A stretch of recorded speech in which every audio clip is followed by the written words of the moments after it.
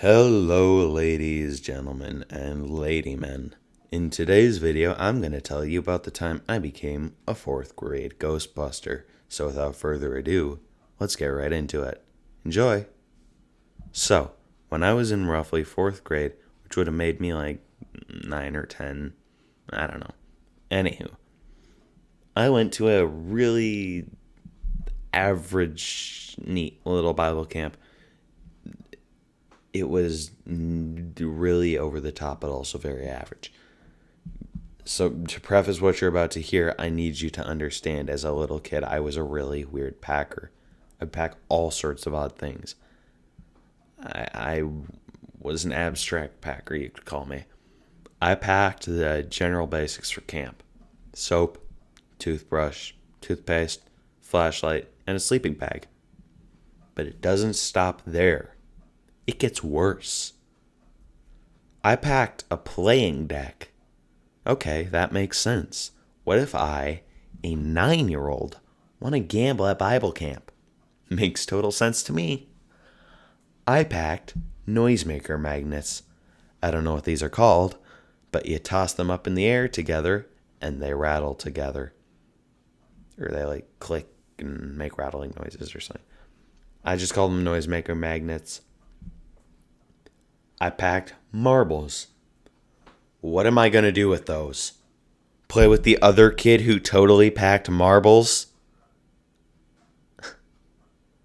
I packed dice, play coins, a toy or two, fake play money, a Mario-shaped tin, 4 rocks, and a 1-gallon Ziploc bag.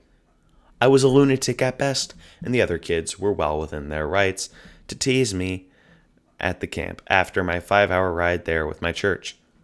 I'm at a loss to explain what was going on in my head there, but I'm sure I had a master plan of some kind, where it ended with me on top of the economy and president of the universe or something.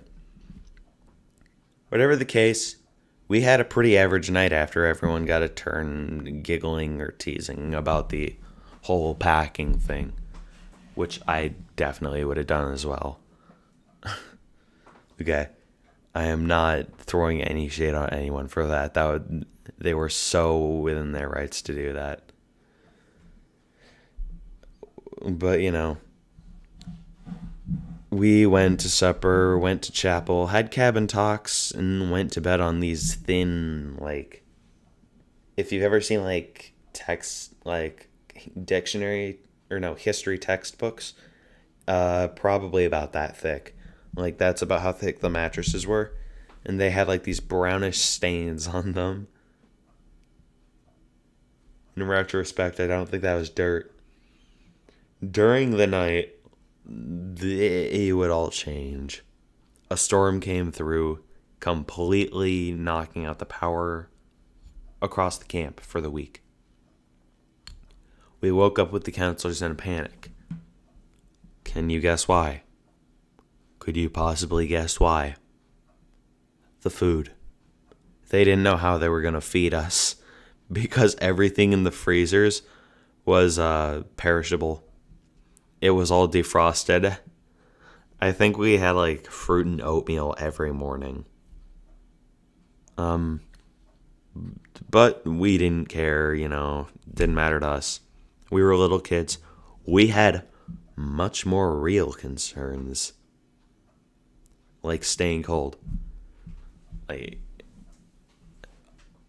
and for the record, they did eventually get their freezers running by hooking up a tractor battery to the kitchen, and were able to provide the girls' cabin with power and the chapel with power from commercial bus battery.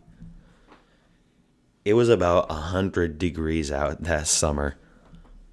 Almost every day of that week. Some days had 2 out of the 5 days were 90s, but the other 3 were over 100. And, it was just so hot. But, day 1 without power was pretty uneventful. We all swam in the lake and began to wonder if God had a plan for everything. What was his plan for this power outage?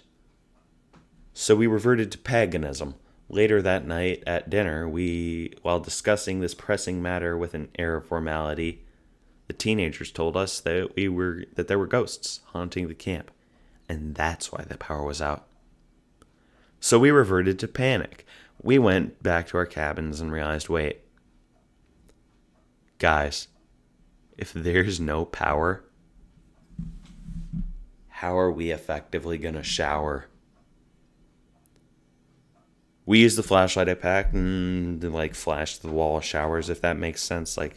We just rested it on a sink counter and had it pointing at the showers. It was pretty bright. And we all wore swim trunks for obvious reasons.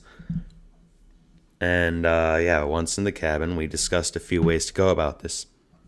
First, we discussed atheism, but then decided against that because the Crusaders might come for us. Then we discussed crime, but decided against that because the police far outgeared us. Our magic, imaginary sticks, and invincible armor might not protect us from a hunk of lead moving over 2,600 feet per second. So we resorted to ghost busting. For the next day, we wandered around that camp with noisemaker magnets, some kid's notebook, my flashlight, and a sense of lingering hope that we might survive the week. We wandered around all day, accomplishing nothing, but by the end of the night, we had finally figured out how to communicate with them. We decided the noisemaker magnets were the obvious choice. We decided 1 click meant no, 2 clicks meant yes, and 3 clicks meant maybe. But here's where problems come into play. Okay? We did not think this through at all. These things clicked at least 10 times in the air. And they clicked maybe 50 times on big throws. It didn't work. So the next day we went around camp all day searching for hints of ghosts. And then something massive happened. We found notes that we thought the ghosts were leaving. For the record, I have suspicions that it might have been the counselors, just because we were also invested that they probably wanted us off their shoulders. So, after that, we got real inspired to keep on looking. Let's go. But eventually, one of the rooms we wandered into, we got axe bombed. For those of you that don't know what an axe bomb is, 1, you're very lucky, and 2, an axe bomb is, if you know what axe hairspray is, it's when you take one of those, put a rubber band around the trigger so that you can't stop it, or tape or something, and then you throw it in a room. And we thought that a ghost did that to us. Again, I think that might have been one of the teenagers, actually. But, we barely escaped that with our dignity. We were dumbfounded after our narrow miss with death. Did the ghosts not want to be bothered? Were we being lied to? And what in the heavens was that dank smell? Questions that would press in the back of our minds for the rest of the night.